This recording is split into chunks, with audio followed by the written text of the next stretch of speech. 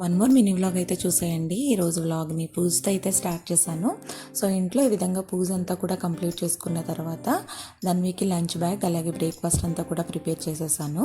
So ఒక పక్క నేను కుకింగ్ చేస్తుంటే మా హస్బెండ్ ధన్వికి బ్రేక్ఫాస్ట్ అయితే తినిపించేస్తున్నారనమాట. సో ధన్వి బ్రేక్ఫాస్ట్ చేసి ఫాస్ట్గా అయితే రెడీ అయిపోయింది.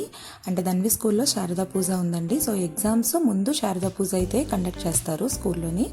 దానికోసం అందరినీ కూడా కలర్ డ్రెస్లో రమ్మన్నారు.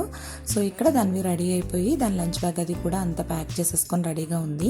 నేను ఇక్కడ ధన్వికి ఫస్ట్ టైం అయితే హెయిర్ స్టైల్ ఆ విధంగా వేశాను, చాలా బాగా వచ్చింది. అండ్ ధన్వి స్కూల్కి అయితే వెళ్ళిపోయింది. అండ్ అలాగే ఆ రోజు లంచ్లోకి క్యారెట్స్ శనగపప్పు వేసి ఫ్రై చేశాను, అలాగే పుదీనా పచ్చడి కూడా ప్రిపేర్ చేశాను.